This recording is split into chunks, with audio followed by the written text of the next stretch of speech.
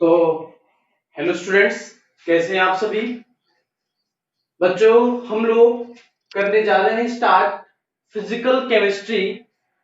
और physical chemistry का जो पहला चैप्टर हमारे पास में है उसका नाम है दी solid state.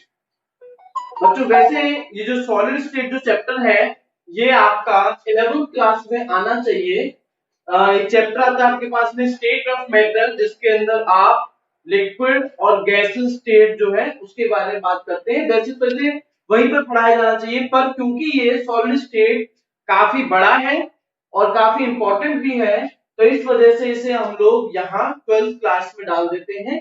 Chapter number 1 the solid state.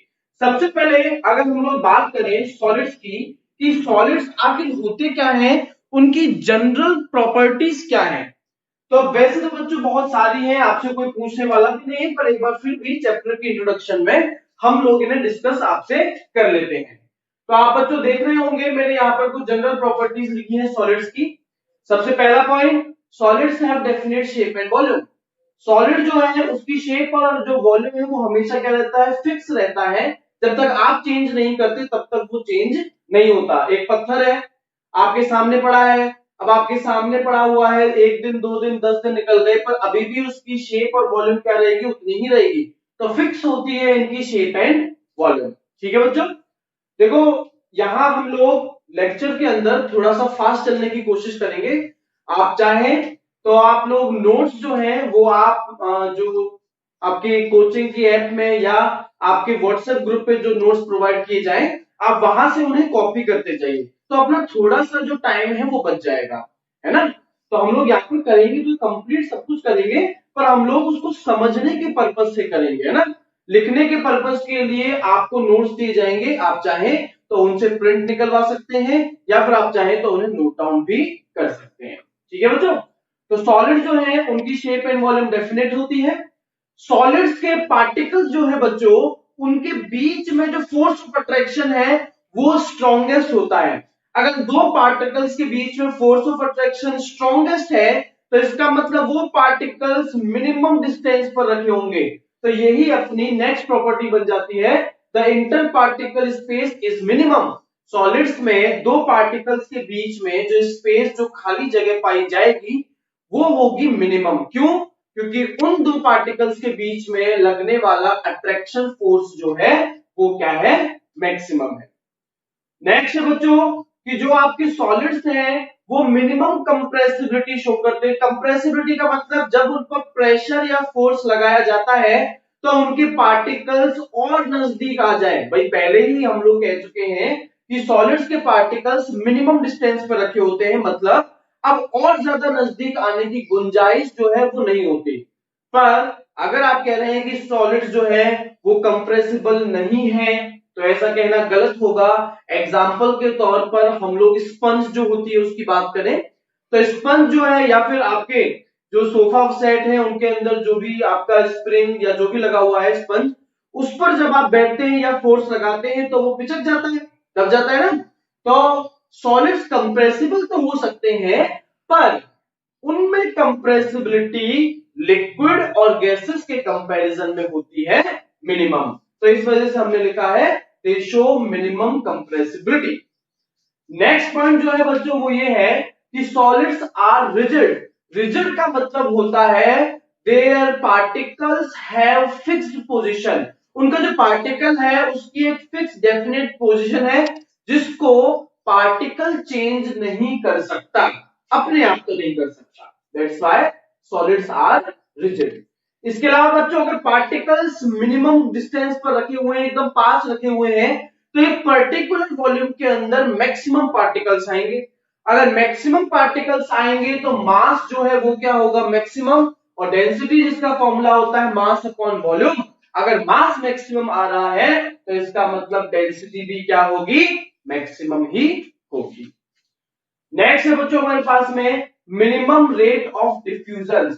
Solids जो है उनके अंदर डिफ्यूजन की जो रफ्तार है, डिफ्यूजन का मतलब होता है movement of any substance from higher concentration to lower concentration. अब सॉलिड्स के बीच में से पार्टिकल को किसी पार्टिकल को जाना है। फॉर एग्जाम्पल आप मान लीजिए कि आप चाहते हैं डिफ्यूज करना गैस को, है ना। एक अगरबत्ती आपने जलाई, उसमें से बहुत अच्छी सुगंध आ रही है और आप चाहते हैं कि वो अगरबत्ती की खुशबू जो है एक जगह से दूसरी जगह तक पहुंच जाए। तो ये आप बहुत क्लियरली समझ पाएंगे कि सबसे जल्दी एयर, गैस जो है उसके थ्रू आपकी जो स्मेल है वो पहुंच पाएगी, डिफ्यूज हो पाएगी। कारण इसका ये है कि एयर के जो पार्टिकल्स है उनके बीच में गैप बहुत होता है, तो सब्सटेंस को रास्ता मिल जाता है एक जगह से दूसरी जगह जाने का बड़ी आसानी से, और सॉलिड्स के केस में ये गैप मिनिमम है। इस वजह से यहां पर जो डिफ्यूजन की स्पीड है वो क्या हो जाती है बच्चों, मिनिमम हो जाती है। ठीक है, तो ये बच्चों हम लोगों ने देखी सम बेसिक या फिर जनरल प्रॉपर्टीज ऑफ सॉलिड्स। अभी हम लोग बच्चों करने जा रहे हैं टाइप्स ऑफ सॉलिड्स। अभी हम लोग करने जा रहे हैं टाइप्स ऑफ सॉलिड्स। अगर बच्चों आप यहां वीडियो आपके लेक्चर के थ्रू नोट्स बनाने की कोशिश कर रहे हैं तो आपके पास में अपॉर्चुनिटी है, आप चाहते हैं कि भाई मैंने ये टॉपिक समझा दिया है, लिखा हुआ आपके सामने है, तो आप अपनी लाइव क्लास को पॉज कर लीजिए, आप नोट डाउन कर लीजिए और उसके बाद आप फिर से उसको प्ले कर लीजिए। ठीक है, इससे अपना थोड़ा टाइम जो है वो बच जाएगा। ठीक है बच्चों, तो types of solids.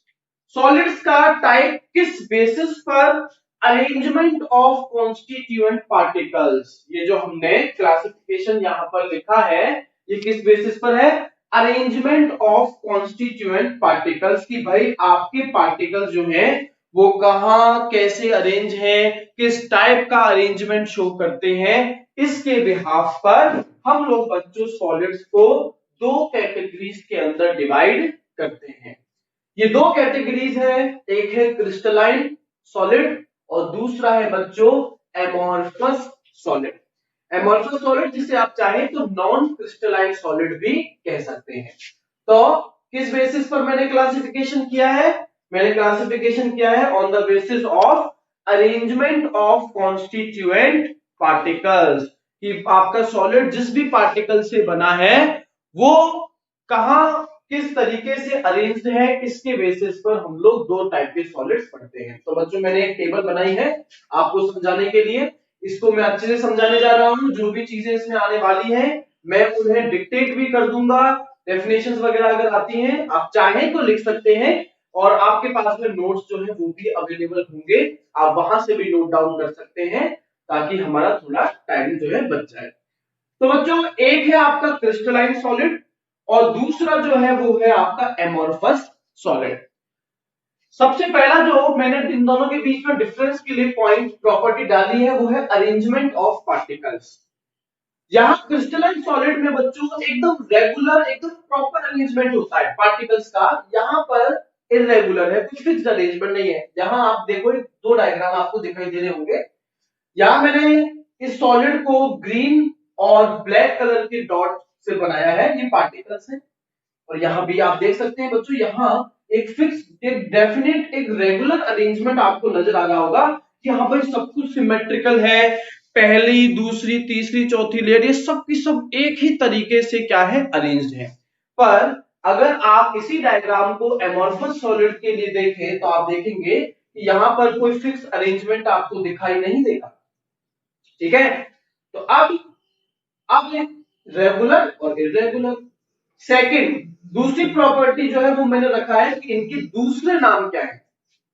Crystalline solids को बोलते हैं ट्रू सॉलिड्स, सच्चे सॉलिड। सच्चे सॉलिड का मतलब क्या होता है कि भाई जैसे एक सच्चा देशभक्त क्या होता है, चाहे कोई भी हालात आ जाए, कैसी भी कंडीशंस आ जाए, जो देश के साथ गद्दारी नहीं करता, हम लोग है ना सच्चे देशभक्त, वैसे ही ये सच्चे सॉलिड है। कैसी भी कंडीशंस आ जाए ये हमेशा एक सॉलिड की प्रॉपर्टीज को दिखाते हैं, कभी भी लिक्विड या गैस की प्रॉपर्टीज की तरफ नहीं जाते। इन्हें कहते हैं स्यूडो सॉलिड्स। स्यूडो सॉलिड जो कि शब्द है आपने सुना होगा स्यूडोपोडिया, फॉल्स फीट, वहां से लिया गया है। ये आपके स्यूडो सॉलिड से मतलब कि ये ठीक है सॉलिड की प्रॉपर्टीज को दिखाते हैं पर हर कंडीशंस में नहीं, कहने का मतलब हर टेम्परेचर हर प्रेशर पर नहीं दिखाते। या इन्हें सुपर कूल्ड लिक्विड्स भी कहा गया है, एक ऐसा लिक्विड जिसे जमा दिया गया हो। अब भाई ऐसा लिक्विड जिसे जमा दिया तो वो भी तो सॉलिड ही है, हाँ पर अगर उस सॉलिड को मेल्ट किया जाए तो पिघल जाएगा, बिल्कुल पिघल जाएगा। तो यहां भी इनके साथ में ये कंडीशंस होती है, जब टेम्परेचर बढ़ने लगता है तो फिर इनके पार्टिकल्स जो है वो मेल्ट होने लगते हैं।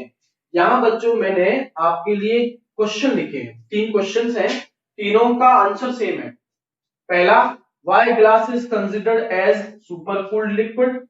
ठीक है, कूल्ड की स्पेलिंग गलत कर दी मैंने, मुझे माफ करना, मुझे माफ करना, ओम साई राम। ठीक है, मुझे माफ करना बच्चों। तो सुपर कूल्ड लिक्विड क्यों कहते हैं, या दूसरा कि जो आपकी पुरानी मॉन्यूमेंट्स है, पुरानी जो आपकी बिल्डिंग्स वगैरह है, जो धरोहर है आपके देश की, उनमें अगर ग्लास बहुत पहले का यूज किया गया है तो वो ग्लास बॉटम से तो थिकर, बॉटम से तो मोटा हो जाता है और ऊपर से पतला हो जाता है।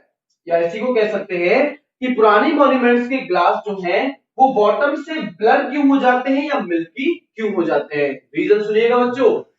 एमोर्फस सॉलिड का पहला एग्जांपल अगर आप यहां देखें तो मैंने ग्लास लिखा है। तो ग्लास एक एमोर्फस सॉलिड है और एक टेम्परेचर की रेंज के बाद में ग्लास के पार्टिकल्स जो है वो फ्लो करना शुरू कर देते हैं। अब क्योंकि ग्रेविटी लगती है अर्थ पर, तो ग्रेविटी की वजह से ऊपर से नीचे की तरफ फ्लो करना शुरू कर देते हैं। तो इसका आंसर क्या हो जाएगा, इसका आंसर हो जाएगा glass is an amorphous solid, glass is an amorphous solid whose particles starts flowing down, whose particles start flowing down from top to bottom, flowing down from top to bottom, from top to bottom over a range of temperature, over a range of temperature, over a range of temperature। तो बच्चों ये इस question का answer हो जाएगा। Questions आपके तीनों ही हो पर आंसर जो है सेम होगा। अब आप आगे लिख सकते हैं that's why glass is considered as super cool liquid, या फिर that's why the old monument glasses are thicker at the bottom, या that's why the old monument glasses are blurred or milky at the bottom. ठीक है, तो हम लोग यहां अपने टेबल पर फिर से आ जाते हैं। इसके अलावा बच्चों शेप इन क्रिस्टलाइन सॉलिड्स की डेफिनेट होती है, फिक्स होती है, जबकि आपके जो एमोर्फस या नॉन क्रिस्टलाइन सॉलिड्स हैं उनकी शेप जो है डेफिनेट नहीं होती एक टेम्परेचर की रेंज के बाद। जैसा कि हम लोग कह रहे हैं कि भाई ग्लास पहले तो फिक्स शेप का था पर बाद में कुछ समय बाद में नीचे से मोटा हो गया ऊपर से पतला, जैसा कि आपने देखा। तो इनकी शेप जो है हम लोग कह नहीं सकते कि रेगुलर होगी या फिर इनडेफिनिट होगी। क्लीवेज प्रॉपर्टी, क्लीवेज प्रॉपर्टी का आप पहले मतलब समझ लीजिए। क्लीवेज प्रॉपर्टी का मतलब होता है अगर किसी को कट किया जाए तो 2 टुकड़े अगर उसके हो जाते हैं तो वो शार्प एज देता है या नहीं देता, मतलब उसकी एकदम तीखी नुकीली धार होती है या फिर नहीं होती।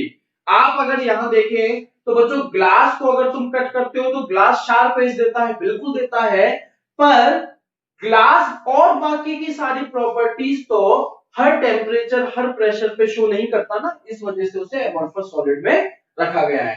तो क्लीवेज प्रॉपर्टी का मतलब क्या होता है, क्लीवेज प्रॉपर्टी की डेफिनेशन में आपको बता देता हूं। When solid is cut into 2 parts, when solid is cut into 2 parts and the resulting surface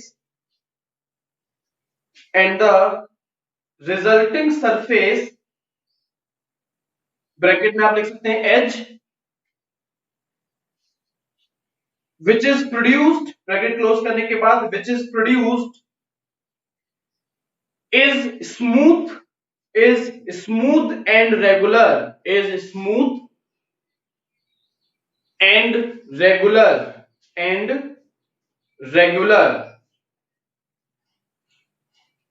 such property of solid is called cleavage property,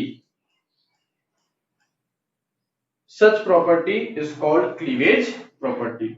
तो बच्चों क्रिस्टलाइन सॉलिड्स क्लीवेज प्रॉपर्टी को show करते हैं, अगर उन्हें कट किया जाता है तो वो जो 2 आपके टुकड़ों में कट हुए हैं वो शार्प एजेस देते हैं, एकदम स्मूथ और रेगुलर एज उनका होता है। जबकि एमॉर्फस सॉलिड, क्योंकि ये जनरल प्रॉपर्टी है, एमॉर्फस सॉलिड जो है वो क्लीवेज प्रॉपर्टी को शो नहीं करते, मतलब अगर उन्हें कट किया जाए तो जनरली वो जो एजेस देंगे वो होंगे रफ, वो होंगे इर्रेगुलर। ठीक है बच्चों, नेक्स्ट प्रॉपर्टी जो मैंने आपको समझाने के लिए लिखी है वो है आइसोट्रॉपी। सबसे पहले आप आइसोट्रॉपी का मतलब समझ लीजिए। कुछ फिजिकल आपकी क्वांटिटीज होती हैं, for example refractive index. Refractive index जैसा कि आपको पता होगा, ये क्या है, speed of light in one medium upon speed of light in second medium. तो ये स्पीड ऑफ लाइट पर डिपेंड करने वाली एक फिजिकल क्वांटिटी है। कुछ कभी कभी ऐसा होता है कि कुछ फिजिकल क्वांटिटीज की वैल्यूज हर डायरेक्शन में डिफरेंट आती है। ठीक है, डिफरेंट अगर आती है तो हम लोग शब्द यूज करते हैं एनआइसोट्रॉपी, और अगर सेम आती है तो फिर हम लोग वर्ड यूज करते हैं आइसोट्रॉपी। तो बच्चों यहां मैंने एक अरेंजमेंट आपके सामने दिखाया है, और मैंने रेड कलर के मार्कर से लाइट जो है उसको रिप्रेजेंट किया है। तो मैंने लाइट यहां इस सॉलिड में इस डायरेक्शन में पास की।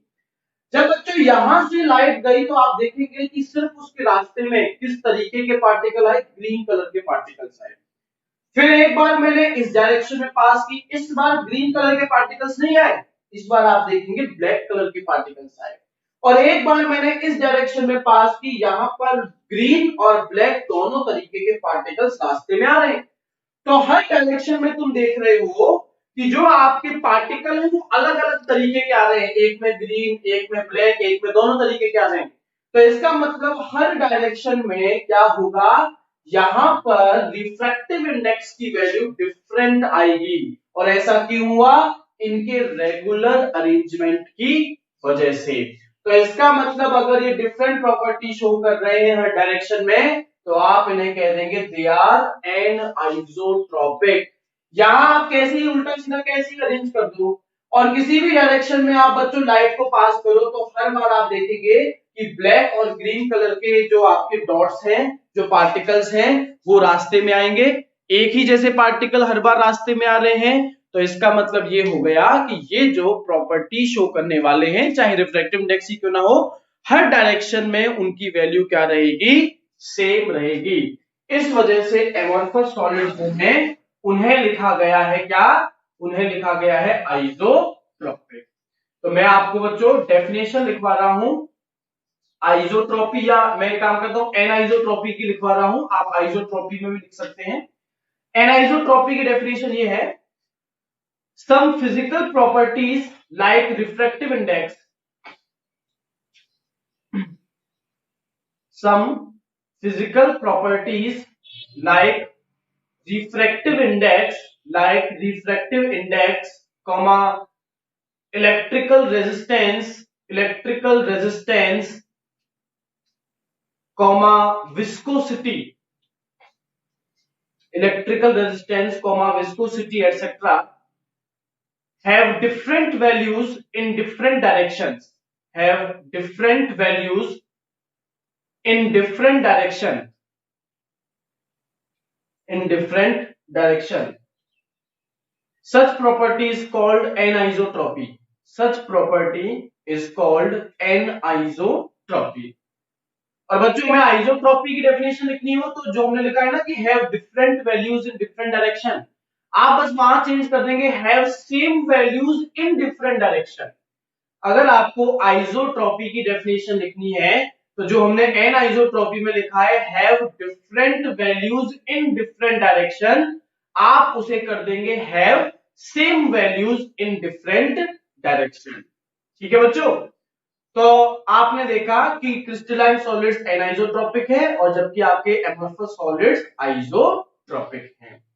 नेक्स्ट जो आखिरी प्रॉपर्टी बच्चों मैंने लिखी है, अच्छा सॉरी मैं इसके अंदर मेल्टिंग पॉइंट वाली प्रॉपर्टी को समझाना भूल गया।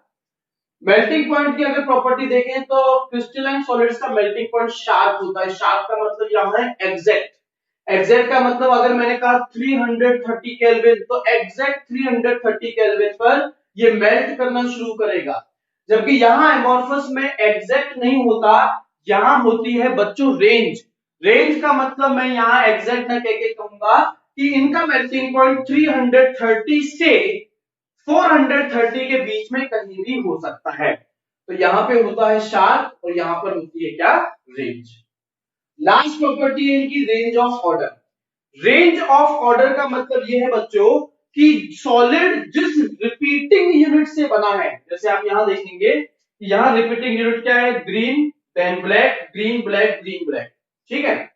तो जिस भी आपकी रिपीटिंग यूनिट से बना है, मतलब जो बार बार रिपीट हो रही है, वो कितनी दूरी तक रिपीट होती है, इनमें लॉन्ग रेंज ऑफ ऑर्डर पाया जाता है। मतलब जो भी वैल्यू, जो भी यूनिट आपकी रिपीट हो रही है बार बार, वो बहुत लंबी दूरी तक रिपीट होती है और आप बड़ी आसानी से प्रिडिक्ट कर सकते हैं कि अच्छा अगर ये आपके पास में एक यूनिट आई है तो उसके बाद में यूनिट कौन सी आएगी, फिर कौन सी यूनिट आएगी, क्योंकि यहाँ रिपीटिंग यूनिट बहुत लंबी दूरी तक आती है। तो आप बड़ी आसानी से अंदाजा लगा पाते हैं कि आखिर जो आपकी यूनिट रिपीट होने वाली है वो कौन सी होगी, तो एक के बाद में दूसरी कौन सी आने वाली है। तो दे show long range of order. जबकि यहाँ पर बच्चों जो रिपीटिंग यूनिट है वो बहुत ही छोटे डिस्टेंस के लिए आती है। जैसे आपने देखा ग्रीन ब्लैक, अब फिर से ग्रीन ग्रीन ग्रीन आ गया, फिर ब्लैक ग्रीन ब्लैक ग्रीन, फिर ब्लैक ब्लैक आ गया। तो यहाँ पर आपके पास जो रिपीटिंग यूनिट है वो रिपीट अगर होगी तो बहुत छोटे डिस्टेंस के लिए रिपीट होगी, इस वजह से हम लोग इन्हें कह देंगे they are of short range of order. तो लॉन्ग रेंज ऑफ ऑर्डर के लिए आप लिख सकते हैं when constituent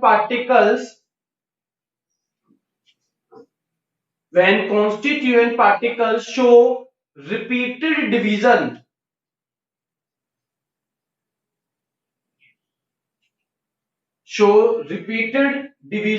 for a long distance, then it is called long range of order, और शॉर्ट रेंज ऑफ ऑर्डर में लॉन्ग डिस्टेंस की जगह हो जाएगा सिर्फ short distance.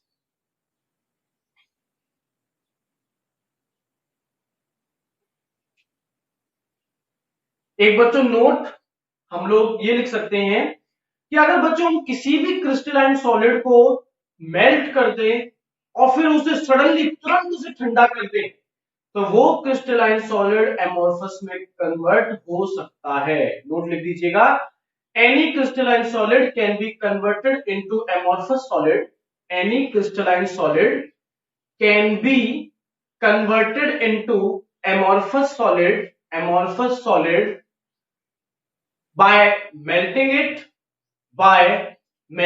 it and then cooling the molten mass rapidly,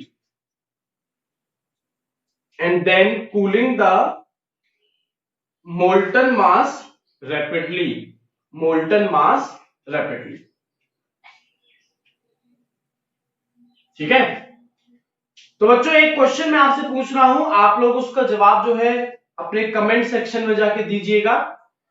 question सुनिएगा, refractive index of a solid has same value among all direction.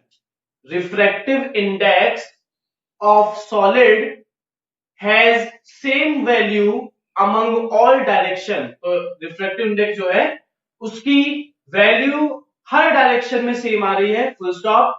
Would it show cleavage property, क्या ये solid cleavage property को show करेगा। And comment on the nature of solid, मतलब ये किस type का solid है। आप अपने कमेंट सेक्शन में जाकर के इसका आंसर बच्चों कमेंट कर दीजिए। वापस से क्वेश्चन में रिपीट कर रहा हूं, refractive index of a solid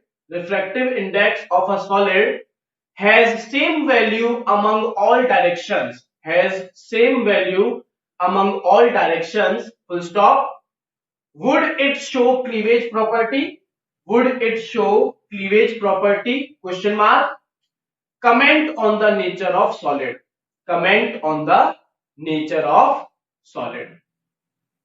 ठीक है बच्चों, तो जल्दी से कमेंट करो, क्या ये क्लीवेज प्रॉपर्टी शो करेगा। पहले तो आप लिखिएगा यस और नो, फिर कॉमा लगा करके ये किस टाइप का सॉलिड है, जैसे आप समझ ही गए होंगे। किस टाइप का सॉलिड है। समझदार आप बहुत हैं, मैं जानता हूं। ठीक है, तो आप लोगों ने कमेंट कर दिया, ठीक है, अच्छी बात। तो यहां पर कमेंट में मैं देख रहा हूं और जवाब लगभग सही है कि भाई आपका ये जो सॉलिड है ये क्लीवेज प्रॉपर्टी शो नहीं करेगा, क्योंकि भाई अगर रिफ्रैक्टिव इंडेक्स की वैल्यू सारी डायरेक्शंस में सेम है तो इसका मतलब ये एक एमोर्फस सॉलिड है। तो आपका जवाब हो जाएगा no, it can not show cleavage property because it is an amorphous solid. It is an amorphous solid. ठीक है बच्चों, तो हमने ये हमारा पहला क्लासिफिकेशन देखा सॉलिड्स का। अभी हम लोग सॉलिड्स के दूसरे क्लासिफिकेशन की तरफ चलते हैं। फिर से बच्चों मैं आपको बता दूं कि थोड़ा टाइम बचाने के लिए मैं यहां पर आपको एक्सप्लेनेशन प्रॉपरली दे रहा हूं, पर लिखने के लिए आपको हो सकता है वक्त जो है वो कम मिले। तो आप अगर लाइव लेक्चर के दौरान नोट्स बनाना चाहते हैं तो आप अपने लाइव लेक्चर को पॉज करके नोट्स बनाइए, वापस प्ले कीजिए, वरना आपकी कोचिंग की एप्लीकेशन और आपके व्हाट्सएप ग्रुप में ये नोट्स जो हैं आपको मिल जाएंगे। अभी हम लोग सेकंड जो टाइप है सॉलिड्स के क्लासिफिकेशन का उसकी बात करने जा रहे हैं। तो बच्चों जो सॉलिड्स का दूसरा क्लासिफिकेशन है वो है इस बेसिस पर कि सॉलिड्स के बीच में लगने वाला फोर्स ऑफ अट्रैक्शन जो है वो क्या है, nature of force of attraction और बॉन्डिंग। आप लोग कह सकते हैं classification of solids on the basis of nature of force of attraction और बॉन्डिंग। जो दो कॉन्स्टिट्यूएंट पार्टिकल्स के बीच में फोर्स ऑफ अट्रैक्शन या जो बॉन्डिंग है वो किस टाइप की बॉन्डिंग है, कौन सी बॉन्ड है, इसके बेसिस पर हम लोग सॉलिड्स को बच्चों चार क्लासेस के अंदर डिवाइड करते हैं। ये चार क्लासेस हैं molecular solid, metallic solid, ionic solid and covalent solid. Covalent solid जिसे हम लोग नेटवर्क सॉलिड भी कह सकते हैं। बच्चों सबसे पहले बात करते हैं मॉलिक्यूलर सॉलिड्स की। मॉलिक्यूलर सॉलिड्स के अंदर जो कॉन्स्टिट्यूएंट पार्टिकल्स हैं वो होंगे मॉलिक्यूल्स। अब ये मॉलिक्यूल्स बच्चों तीन टाइप के हो सकते हैं, मतलब मॉलिक्यूलर सॉलिड भी आपका तीन टाइप का हो सकता है। पहला पोलर, दूसरा नॉन पोलर और तीसरा है हाइड्रोजन बॉन्डेड। बच्चों पोलर कब होगा, जब आपका कॉन्स्टिट्यूएंट पार्टिकल क्या हो, पोलर मॉलिक्यूल।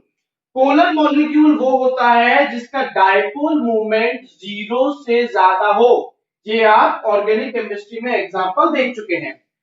तो यहां फोर्स ऑफ अट्रैक्शन लगता है dipole dipole interaction. 11th class में हमने देखा होगा कि जब दो पोलर मॉलिक्यूल एक दूसरे के नजदीक आते हैं तो उनके अपोजिट पोल्स जो है वो एक दूसरे को अट्रैक्ट करते हैं, जिसे आप कहते हैं डायपोल डायपोल इंटरेक्शन। बच्चों अगर नॉन पोलर हुआ तो आपके कॉन्स्टिट्यूएंट पार्टिकल क्या होंगे, या तो नॉन पोलर मॉलिक्यूल्स या फिर नोबल गैस जो है आपके उनके एटम्स। नोबल गैस के एटम जो है वो भी नॉन पोलर होते हैं और वो सिंगल एटम ही मॉलिक्यूल की तरह काम करता है। बच्चों ऐसे आपके नॉन पोलर मॉलिक्यूल जिनका डायपोल मोमेंट 0 होता है, इनके बीच में वो फोर्सेस ऑफ अट्रैक्शन लगते हैं जो कि सबसे कॉमन होते हैं, डिस्पर्जन फोर्सेस, लंदन फोर्सेस या इन्हें वंडरवॉल फोर्सेस भी कहा जाता है। हाइड्रोजन बॉन्डेड के अंदर ऐसे आपके पार्टिकल्स होंगे, ऐसे मॉलिक्यूल्स होंगे कॉन्स्टिट्यूएंट पार्टिकल्स जिनमें हाइड्रोजन भी होगा और उनके अंदर कोई इलेक्ट्रोनेगेटिव एटम भी होगा जो कि हाइड्रोजन बॉन्ड बना सके, जैसे कि फॉन। फॉन मतलब फ्लोरीन, ऑक्सीजन और नाइट्रोजन। और ऐसे मॉलिक्यूल्स के बीच में जो फोर्स ऑफ अट्रैक्शन है या जो बॉन्ड है बच्चों वो होता है आपका हाइड्रोजन बॉन्ड।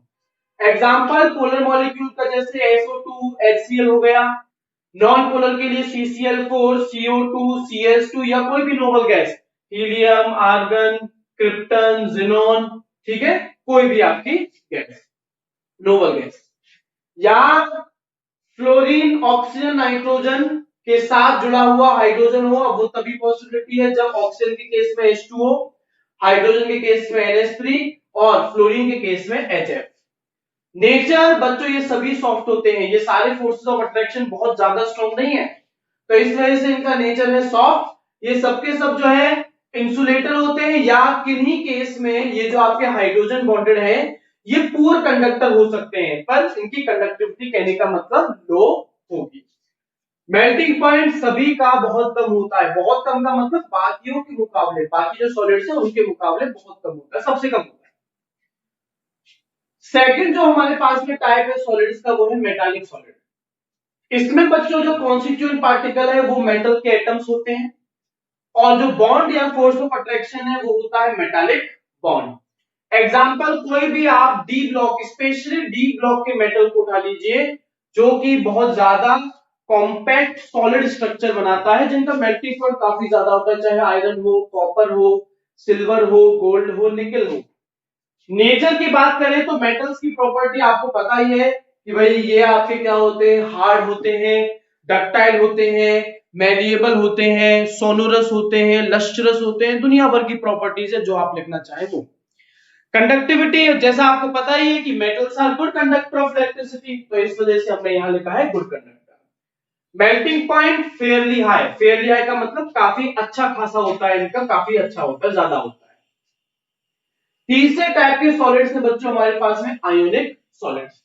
आयोनिक सॉलिड जैसा कि नाम बता रहा है, कॉन्स्टिट्यूएंट पार्टिकल्स क्या होंगे, आयंस। अब आयंस दो ही टाइप के हो सकते हैं, या तो पॉजिटिवली चार्ज जिसे आप कैटायन कहेंगे, या नेगेटिवली चार्ज जिसे हम लोग क्या कह देते हैं, एनायन कह देते हैं।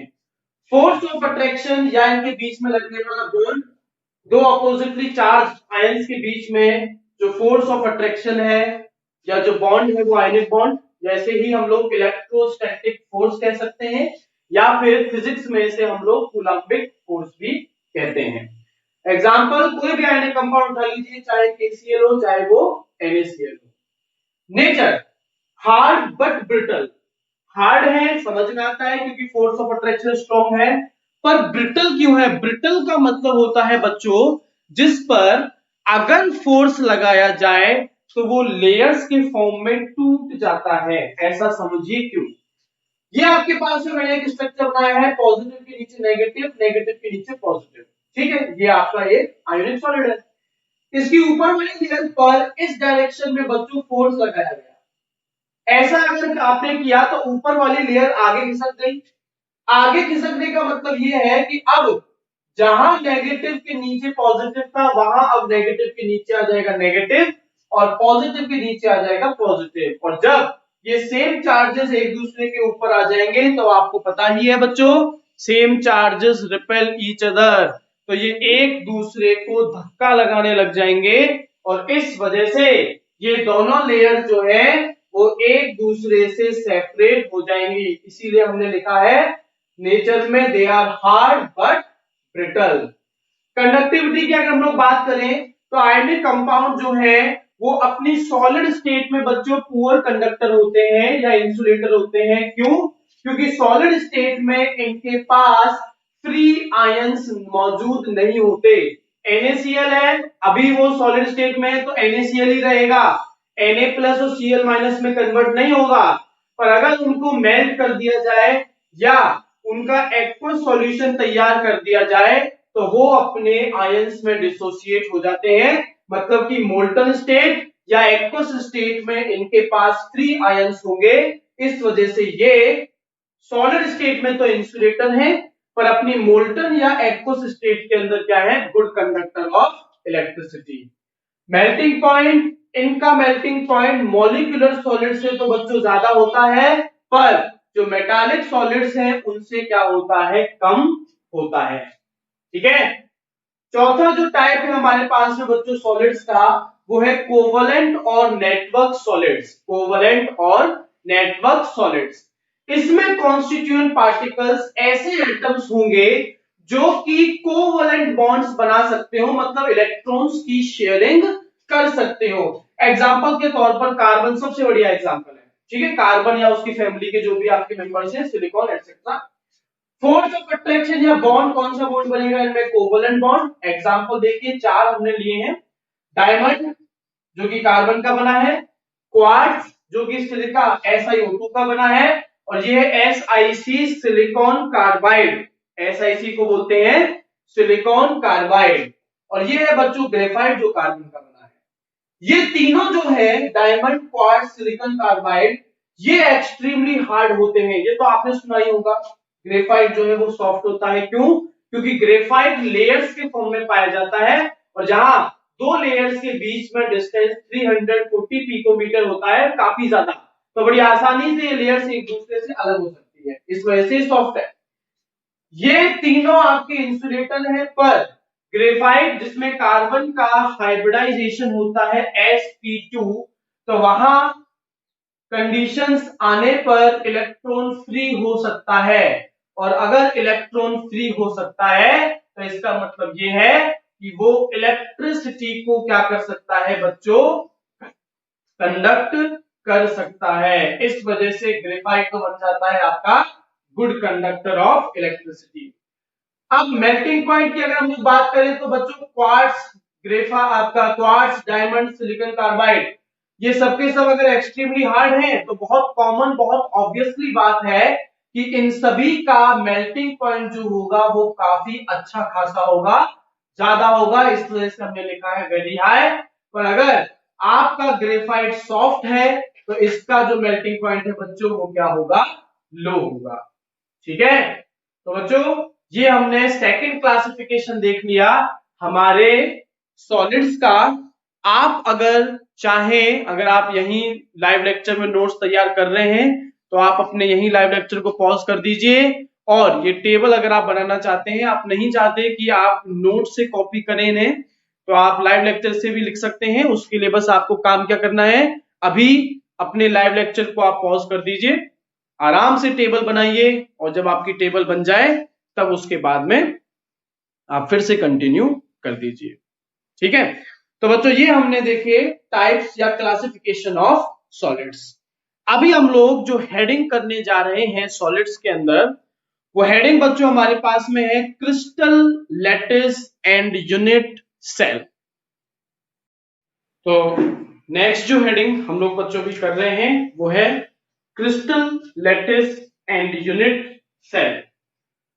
बच्चों क्रिस्टल लैटिस क्या है? देखिए, जब हम लोग सॉलिड के पार्टिकल्स को एक फिक्स अरेंजमेंट प्रोवाइड करते हैं तो उन्हें जब 3D के अंदर हम लोग अरेंज करते हैं पार्टिकल्स को, तो जो अरेंजमेंट निकल करके हमारे पास में आता है, उस अरेंजमेंट को ही, 3 डायमेंशनल अरेंजमेंट को ही हम लोग क्या बोलते हैं? क्रिस्टल लैटिस, या फिर हम लोग उसे बोलते हैं स्पेस लैटिस, जिसकी हम लोग डेफिनेशन कह सकते हैं the arrangement of constituent particles, the arrangement of constituent particles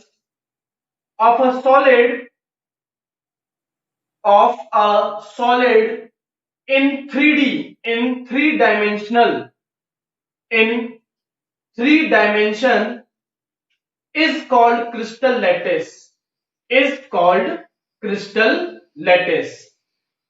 और बच्चों हर वो पॉइंट जो कि एक पार्टिकल को रिप्रेजेंट करता है, एक पार्टिकल की पोजीशन को रिप्रेजेंट करता है, उसे कहा जाता है लैटिस पॉइंट। आप डायग्राम में देख रहे होंगे, each point in a crystal lattice, each point in a crystal lattice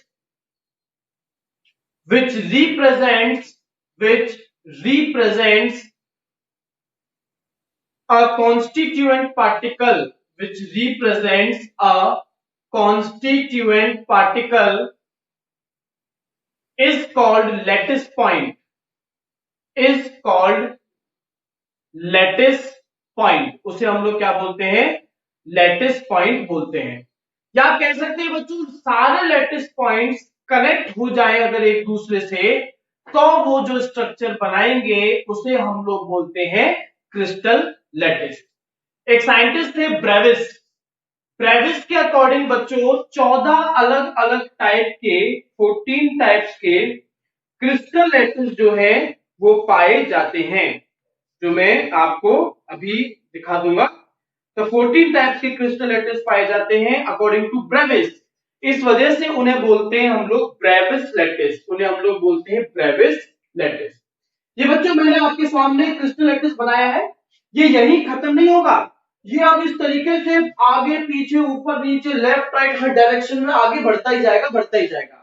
पर मैं तो सब कुछ बना सकता नहीं, तो इस वजह से मैंने एक छोटा सा क्रिस्टल लैटिस आपके सामने बनाने की कोशिश की है, जो कि आपको एक क्यूब के फॉर्म में, पूरा का पूरा एक क्यूब के फॉर्म में दिखाई दे रहा होगा।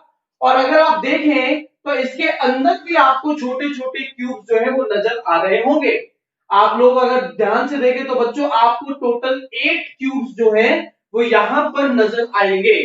एक तो आगे की तरफ 1 2 3 4 और जस्ट इनके पीछे रखे हुए हैं 1 2 3 4 टोटल 8। यहां बच्चों इन पूरे क्रिस्टल लैटिस की जो सबसे छोटी यूनिट, ये खुद एक बड़ा सा क्यूब है पर इसकी सबसे छोटी यूनिट एक छोटा सा क्यूब है, ये जो मैंने ग्रीन कलर के मार्कर से बनाया है।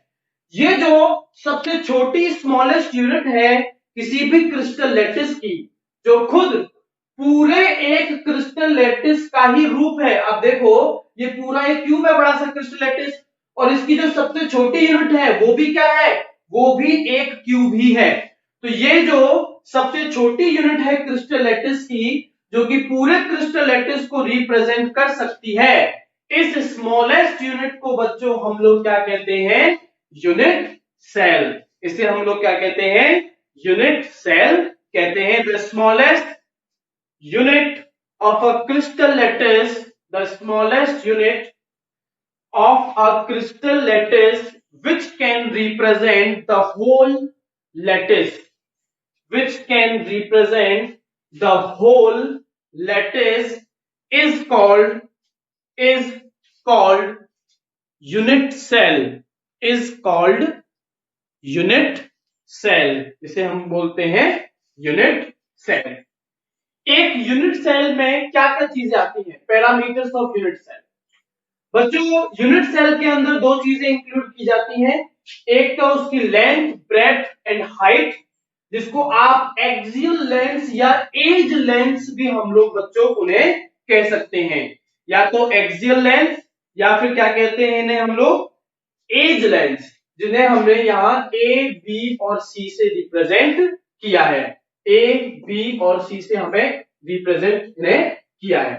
ठीक है, दूसरे बच्चों इनके अंदर बनने वाले जो 3 एंगल्स हैं, ठीक है भाई, एक एंगल जो लेंथ ब्रेड्थ के बीच में बनेगा, एक वो जो ब्रेड्थ और हाइट के बीच में बनेगा, एक वो जो कि लेंथ और हाइट के बीच में बनेगा, जिन्हें हम लोग रिप्रेजेंट कर रहे हैं अल्फा, बीटा एंड गामा से।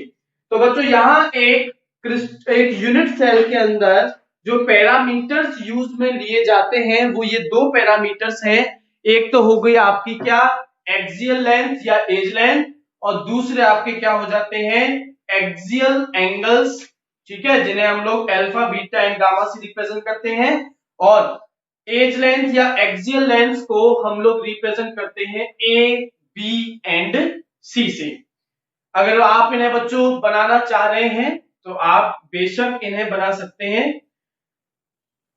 आपके एज लेंथ और एंगल्स के बेसिस पर कि अगर एज लेंथ एक दूसरे के इक्वल है या नहीं है, एंगल्स एक दूसरे के इक्वल है या नहीं है, या फिर एंगल जो है वो 90 डिग्री का है या फिर कितने डिग्री का है, एटसेट्रा एटसेट्रा, इसके बेसिस पर बच्चों हम लोग देखते हैं 7 तरीके के यूनिट सेल्स, है ना, हम लोग देखते हैं 7 टाइप्स ऑफ यूनिट सेल। आप फटाफट से रफली इन्हें बना लीजिए और उसके बाद में मैं आपको दिखाता हूं एक तो आपके 7 यूनिट सेल जो है वो कौन कौन से और कैसे हो सकते हैं, और मैं आपको बताता हूं जो ब्रेविस ने जो 14 तरह के यूनिट सेल्स जो दिए थे वो कौन कौन से थे।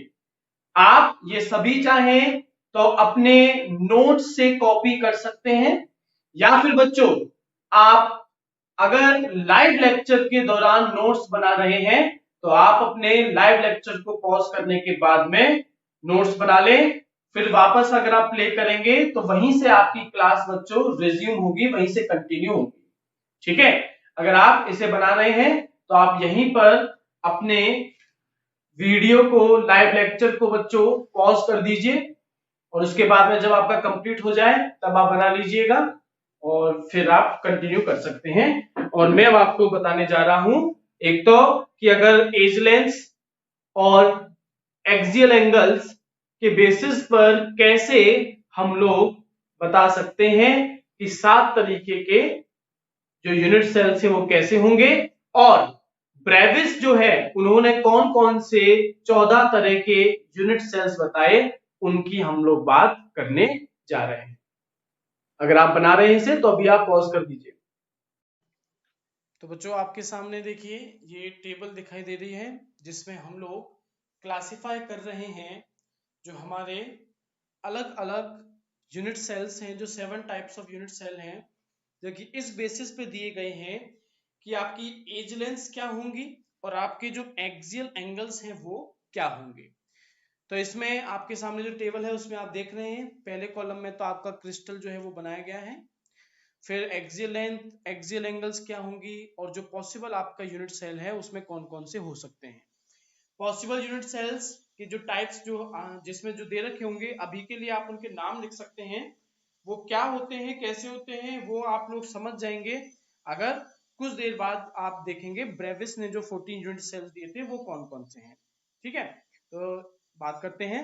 सबसे पहला अपना क्यूबिक यूनिट सेल है बच्चों, जिसके अंदर आप देख रहे हैं कि सारे के सारे एज लेंथ एक दूसरे के इक्वल हैं, एक्सियल एंगल भी एक दूसरे के इक्वल है और हर एंगल 90 डिग्री का है। इसमें 3 टाइप पॉसिबल हो सकते हैं, एक आपका पीसीसी प्रिमिटिव क्यूबिक सेल, एक BCC body centred cubic cell, एक FCC face centred cubic cell. Example आप ले सकते हैं NaCl, KCl, कॉपर या डायमंड एक्सेट्रा। दूसरा जो है बच्चों अपने पास वो है टेट्रागोनल, जिसके अंदर 2 लेंथ तो एक दूसरे के इक्वल होंगी पर तीसरी नहीं होगी, आप डायग्राम में देख सकते हैं। इसके अलावा अल्फा बीटा गामा तीनों ही एक दूसरे के इक्वल होंगे और 90 डिग्री के होंगे। इसमें 2 ही टाइप पॉसिबल हैं, एक पीसीसी प्रिमिटिव क्यूबिक सेल और एक BCC body centred cubic cell. Example हो सकता है आपका SN10 या फिर SNO2 या TiO2 या फिर CaSO4 कैल्शियम सल्फेट। अगला जो है बच्चों अपने पास में इसमें सेकंड थर्ड वो है अपने पास में ऑर्थोरोम्बिक। ऑर्थोरोम्बिक के लिए बच्चों ए बी सी तीनों ही एक दूसरे के इक्वल नहीं है, पर तीनों एंगल अल्फा बीटा और गामा ये एक दूसरे के इक्वल हैं और 90 डिग्री के हैं। पीसीसी जो है इसमें टाइप पहला पीसीसी हो सकता है प्रिमिटिव क्यूबिक सेल, दूसरा BCC body center cubic cell, तीसरा FCC face center cubic cell और चौथा end center cubic cell. Example इसका हो सकता है रोम्बिक सल्फर, कैल्शियम कार्बोनेट या पोटेशियम नाइट्रेट या फिर अपना बेरियम सल्फेट। अगला जो टाइप है बच्चों वो है मोनोक्लिनिक। इसमें ए बी सी तीनों एक दूसरे के इक्वल नहीं है, हालांकि अल्फा गामा दोनों एक दूसरे के इक्वल हैं और 90 डिग्री के हैं, पर जो बीटा है वो 90 डिग्री का नहीं है। आप डायग्राम देख सकते हैं किस तरीके से थोड़ा सा टेढ़ा हो गया ये। इसमें टाइप 2 ही टाइप है, पीसीसी और एंड सेंटर।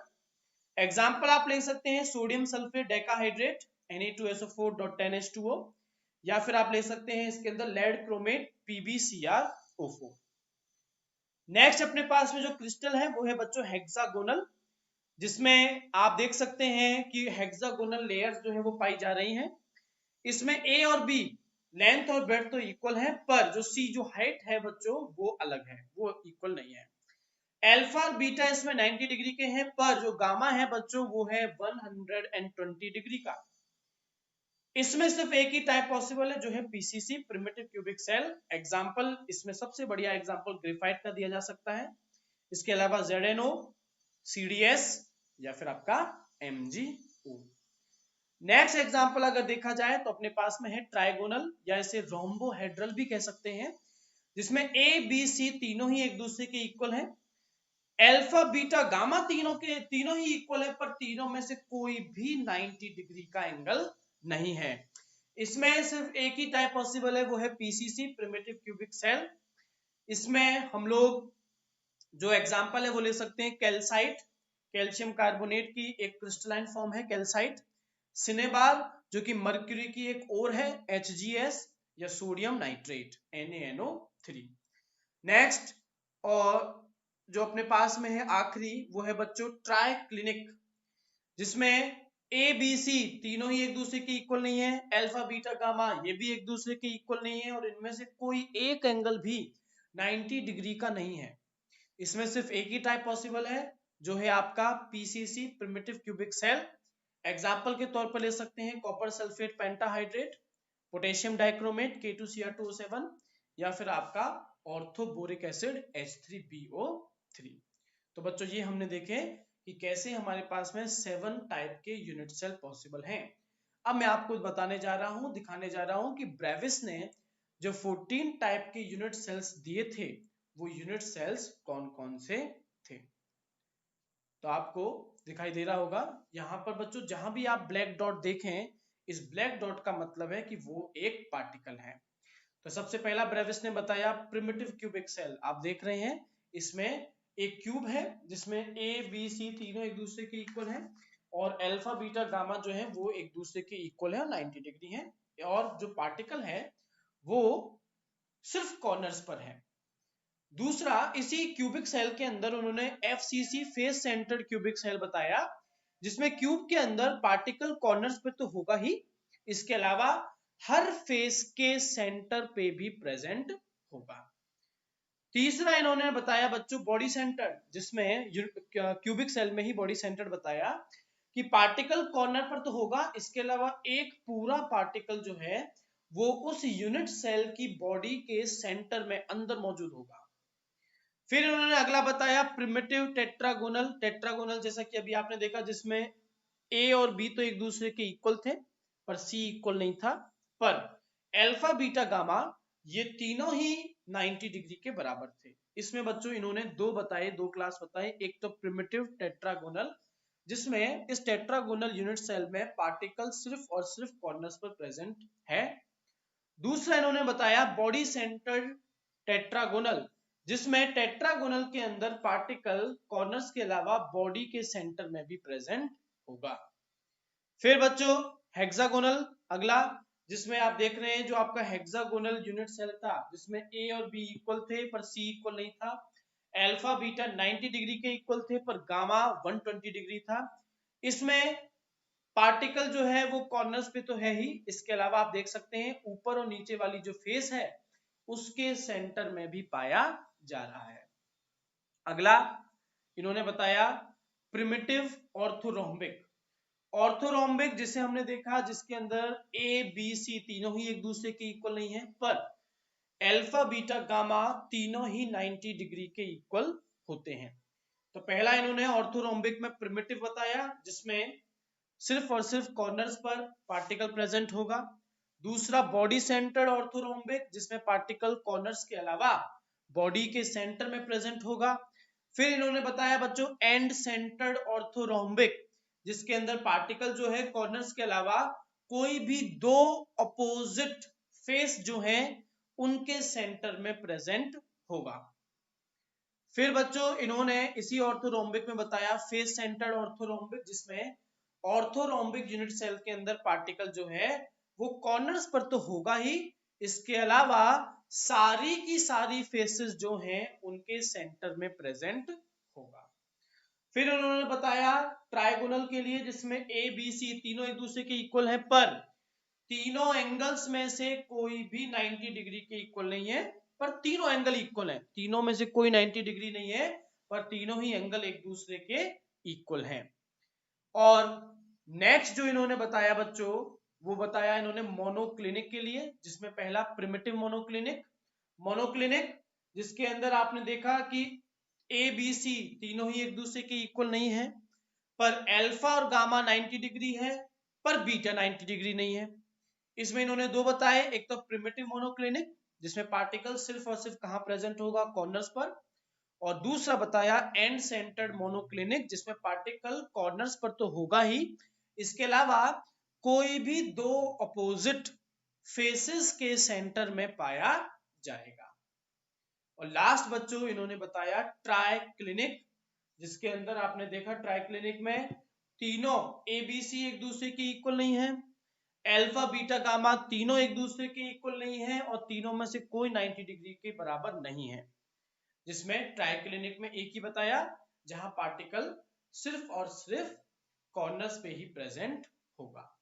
तो बच्चों ये हमने देखे, ब्रेविस ने जो 14 यूनिट सेल्स दिए थे वो हमने देखे, और आज के लिए आपके लिए इतना ही काफी है। आप लोग नोट्स अच्छे से प्रॉपर कॉपी कीजिएगा, और अगर आप कोई पास में ऑप्शन है ही लाइव क्लास से अगर आप नोट्स बना रहे हैं तो आप अपनी लाइव क्लास को पॉज करके भी बना सकते हैं। तो चलिए बच्चों, मैं आपसे नेक्स्ट क्लास में मिलूंगा। यहाँ आज हम लोगों ने हमारे चैप्टर सॉलिड स्टेट का इंट्रोडक्शन देखा। चलिए।